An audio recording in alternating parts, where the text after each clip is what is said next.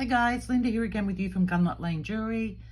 This week we're doing another link. I don't know where these links keep coming from in my brain, but as I said, I'm going to keep doing them as long as they keep coming to me.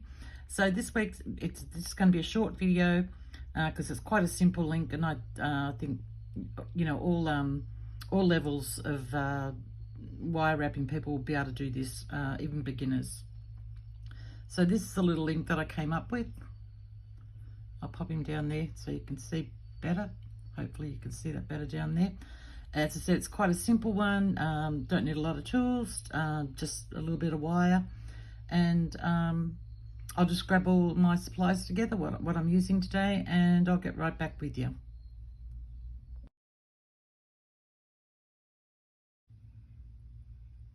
Okay, so I have my 18 gauge wire here. I got this fantastic spool. It's one pound of wire on Temu for, I think it was only about, it was no more than $20 anyway. That's a 20 Australian dollars. So yeah, I thought that was a good buy for a pound. Okay, so we've got my wire, and we're going, this is flush cut I think, but I'm going to flush cut it just to make sure.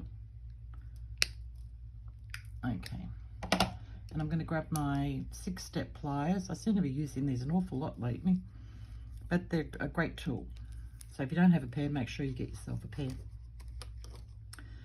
And I'm going to measure off, sorry, I got ahead of myself then, 8 centimeters, which is 3 1/8 of an inch. Doesn't have to be exact, just cut off 3 inches. That's perfectly fine, because there's always a little bit left over at the end anyway. Okay, so, and don't worry about straightening your wire or anything. You just, if it's got any harsh bends in it, but as you can see, mine's not perfectly straight. So I'm going to come in and I'm going to grab the very tip of that wire there. As you can see, you can't feel it. It's just, you can see it a little bit there, but you can't feel it. That's the main thing. And we're on the smaller mandrel. We're just going to turn a loop. This tutorial should be very short and sweet. And for all the people that have been sending me well wishes for Dave, just a bit of an update. He came home from hospital last Friday, and today is Friday, so he's back over to see the specialist today. He's doing very well. He's been having intravenous antibiotics, and what I'm going to do here is just, even though mine's a pretty good circle here, I'm just going to clip that end off here.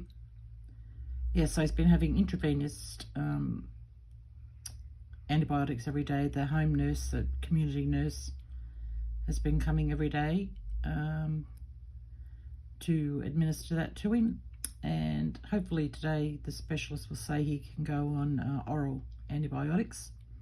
Oh my goodness, why can't I get in there and cut that? So just a little bit off that. I definitely can't walk and talk. That's just doesn't seem to be a thing I can do. And I'm just going to pop that back in there. Go on, get in there. And just tighten that loop up. Oh, more than that. I want it to be touching the wire. There we go. So it gives you a nice, perfectly round circle. Oh, I need those back out. Yeah, so he's, what did I say, his mouth antibiotics, and yeah, we'll just go from there. I haven't seen the wound other than when he had his first operation, because it's been bandaged up since then. And yeah, that's all I can tell you. So just thank you very much, everybody, for your well wishes. I appreciate it very, very much. And as I said, he's doing a lot better. Okay, so we've got our little ring there. We're going to place it on our mandrel on the largest, I think this is 9mm. I saw somebody say it on one of their tutorials that that was 9mm, so I'm just going to take it at that's what it is. And I'm going to place it facing that way, so it's facing outwards. And there is method to my madness for this. And we're just going to follow that around like that, and coming up in front of the our little loop there. And we're just going to take that all the way around like that. So it should be looking like that. And I'm going to grab a pair of flat nose pliers. You could use chain nose for this, that's perfectly fine. And holding on to this part here, I'm just going to, so I'm holding on here, I'm just going to turn that loop out like that. And grabbing another pair of pliers as well, I'm just using my fine bent nose. You can use another pair of chain nose if you like. I'm grabbing both of those like that, and I'm holding very firmly in this hand, very firmly. And I'm just going to grab that little loop there. It doesn't matter if it twists back like that, that's fine. Just holding firmly. And I'm just going to bend that. And you move your pliers. And bring that around. Like that. So it's formed this little Paisley print shape there, or yin and yang, which is what I've called the tutorial. So I'm going to call it the Paisley yin and yang link, chain link. Yeah, so that's what we've got there. That's what it should be looking like. Now it's going to be sticking out. Don't worry about that. Just we'll fix that up later. So now we're going to come around here to the side, and I'm going to bring this wire up. Now I'm holding on to this firmly as well. Just put those out of the way for a sec. Holding on to this firmly here between my finger and thumb, and I'm just bringing this loop up. So you don't want the wire to come out of shape. You know, your circle part to come out of shape. You just want to bring it up like that. Then I'm going to put it over my finger, or you can measure this, and I would measure it at about 1 centimetre. And I'm just going to snip that off. So as I said, there's a little bit of waste, but not enough to cry about.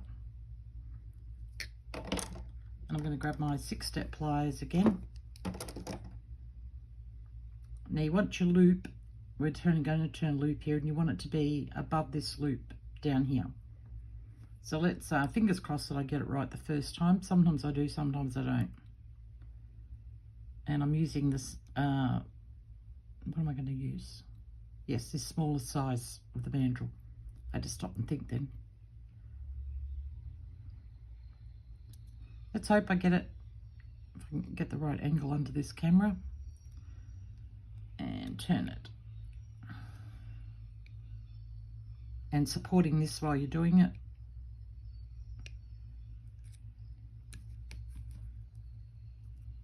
And I did it. Yay for Linda. There we go. So that's perfect. Now you can also trim up this little loop if you like. Just to, you know, take off a smidge. Pop your pliers back in your mandrel and just turn that over.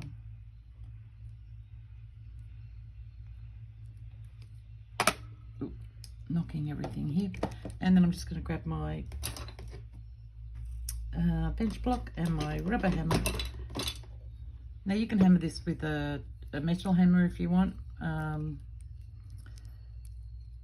would probably just, if I was going to do it, hammer maybe just that outer edge there, so just coming around there like that. I think that's how I'd do it anyway. And we're just going to give that a hammer.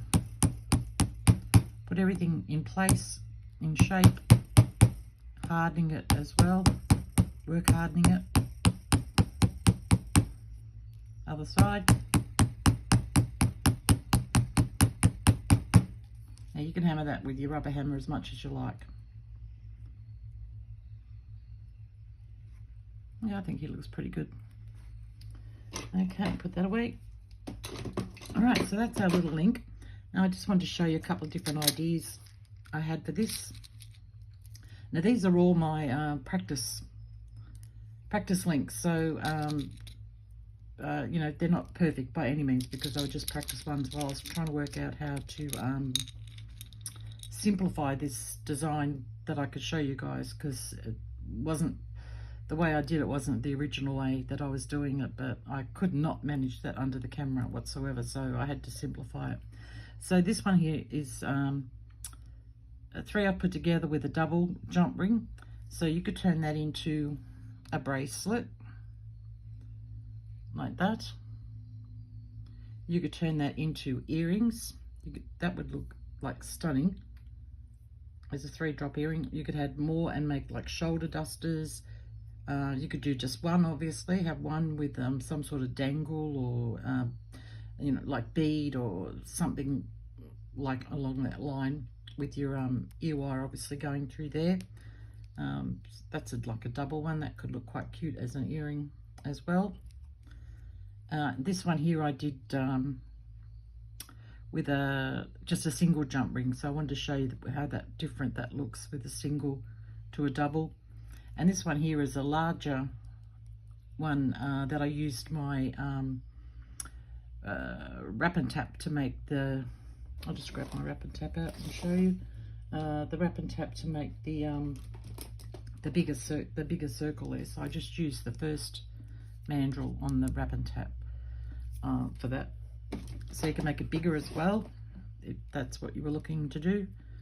If you use 16 gauge, you could make it even bigger and make a pendant. So just keep that in mind. And with this one too, I just did a single jump ring on this one, but I alternated the layout. So I've got that loop going that way, this one coming that way, if you can see that one going that way, and that one going that way. So just another idea for you. And as I said, earrings, again, you could have a bigger look, and you know, just make them as long as you want it. And totally up to you. That's, you know, I'm just trying to give you a few ideas here for that. Oh, one more thing I wanted to show you. If you wanted to add beads, this right way around. Now, because I said it's a yin and yang type Paisley type design, which, you know, whatever you see in it, I see both Paisley and yin and yang. Now, I didn't have any black and white actual beads, so I've just grabbed a few out here. These are the darkest ones I had. I can't even remember what stone that is now. Just pop that in there. You got one there, and then I would go maybe the opposite way on the other one. So up there and there. If you wanted to wire wrap some stones in. So I think that's quite pretty. That could look, I can't pick it up and put it on my wrist because the stone's unattached. But yeah, just wire wrap those in. And then have you know, if you had a black and a white bead, I think the clear crystal looks nice as well. Still gives that white thing. But if you want an actual white yin and yang is what I'm trying to get at, you could do that. Or any colour beads you want to do at all. So that's just another idea for you. And I wanted to show you how I use this this link in my chain. So I just put the one in the middle with the 2 bones or sticks or whatever that you want to call them. Put it the right way around, Linda. Yeah, so I just did that and added it into the chain. And this pendant that I'm working on at the moment, well, I finished the pendant. I just have to, I attached the chain just so I could see how it looked before I oxidize and tumble my chain. But yeah, so that's the pendant that I made for that.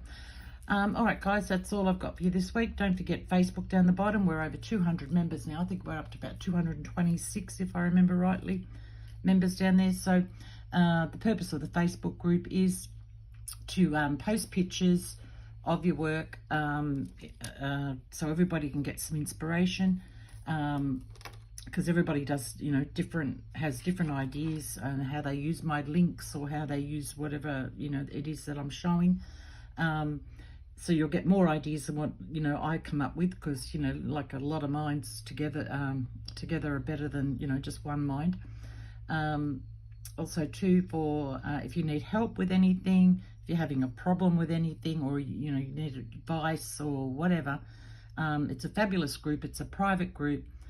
All the ladies and the guys are really lovely, posting work all the time. It's just a real inspiration So if you care to join that, I'd leave a link down the bottom for you in the description section down the bottom of the video. I think that's all I had to say, guys. So have a good week. Go out there and make something beautiful, and I shall catch you all next week. Stay safe, guys. Bye.